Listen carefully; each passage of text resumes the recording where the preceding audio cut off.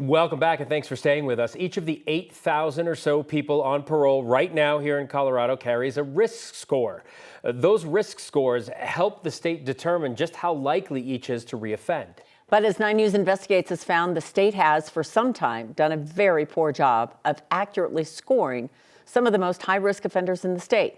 Here is reporter Chris Vanderveen with more on his series, At Risk. In weather fit for no one, a man dressed in short sleeves found himself a long way away from home and reality. They're hiding a little girl in there. All right.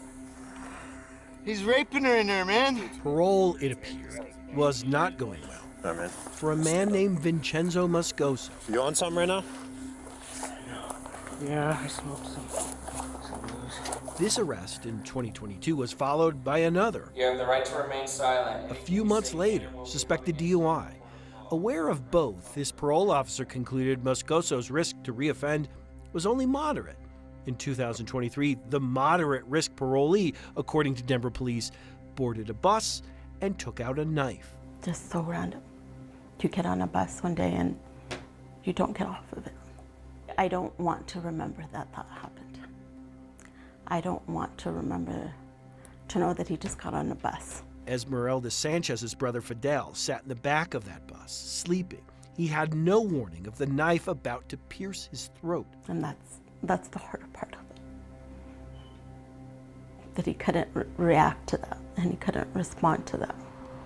Hours later, Denver police say Moscoso did it again to a woman walking for exercise. She was 83. Are you mad? Very. Why? Because it could have been prevented. Because he didn't need to be out. It's unacceptable. It's unacceptable, is what it is. Our investigation found Moscoso's moderate risk score was flat out wrong and based on multiple mistakes. Mistakes like this one. Section 5.5. Has drug use caused problems with employment? No, concluded his parole officer. 0 points. The notes in the very same assessment prove otherwise. He disclosed periods of unemployment due to substance abuse. It's clear as day. Doesn't match. It doesn't match. There's a problem. There's a huge problem. That discrepancy is pretty blatant user error. University of Nebraska professor of criminology Zachary Hamilton helped states across the U.S. assess the state of their assessment scores. We showed him more examples of what we found. That is user error, for sure. Elijah Cottle's assessment suggested his housing was stable in Section 3.5. Not true. He was living outside, homeless for months. He's now accused of stabbing 4, killing 2. Corey Allen, now a convicted murderer, Section 5.5, the drug use and employment question. Answer, no. Also not true according to the notes. Alan is regularly using cocaine but still working full-time. Yeah, that does seem like a pretty blatant contradiction. Then there are the scores that should not change over time, so-called static scores. Now convicted murderer Tallulah Davis.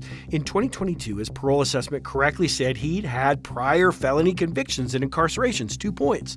2 years later, 0 points. A score that simply ignored reality. What does this tell you? It tells me that the individual that's completing it in 2024 probably wasn't going through their criminal record in detail. Scores matter because they help determine the amount of supervision. Colorado DOC policy states as much. For example, low-risk parolees should meet with a parole officer once every 6 months or 2 times a year.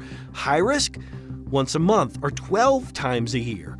Low risk, maybe 1 drug test a year. High risk, up to 24. And it's the idea of if you're high risk, you should get more intervention. If you're low risk, you should get less intervention. We certainly need to correct this. When we showed the mistakes we found to state legislators, First show you August Romero. they were appalled. And to me, it's quite disturbing that journalists can identify a pattern and our state government cannot. If a reporter from 9 News can catch that, ideally somebody from DOC could catch that. I would be expecting that someone from DOC would be catching these. Have we identified a problem?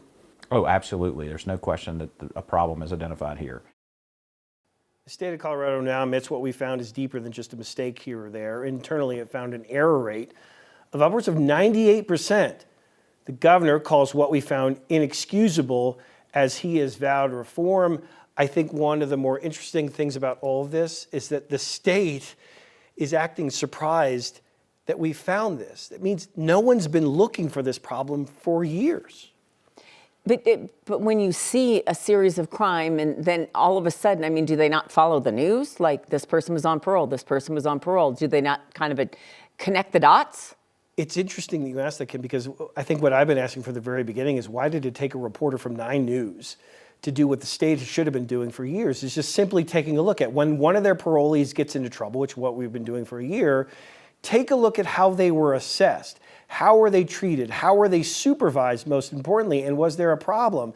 And we started looking into this more than about a year and a half ago after a high-profile case of a man accused of stabbing 2, one on an RTD bus, and we found errors on his assessment scores. We didn't know what we'd find at the time, but the more we looked, the more errors we found. This is something the state should have done.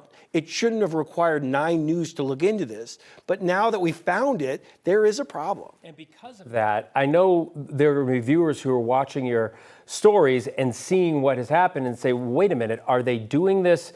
Is it sloppy? Are they doing it by accident? Or is there something more here? It's a really good question. A question that I get asked a lot is what's going on here? So far, we found nothing that's indicative of this being intentional acts. I think the most likely scenario is that one is the most easiest to explain is that this is just sloppy record keeping and that it's done not intentionally, but because there's a lot of people on parole, there's not enough parole officers, the same gripes that we've heard for years. But when it comes down to it, how are they filling out these forms? There's about 35 questions in all. They should take about an hour to do. Maybe you take, instead of an hour, you take a half an hour to do it, and then you get a wrong score. Yeah, big difference between low risk and high risk. Big risk. They're not seen as much. They're not drug tested as much. That is a problem when somebody is still high risk. Are they, by the way, are they communicating with you on what they're going to do to fix this? Yes. Okay. A little Through bit. Statements mostly. Okay. But they are trying to, but there's more to come on that. There's still not enough transparency with any of this. Well, we'll be watching the rest of the stories. All right, Chris, thanks so much. You bet.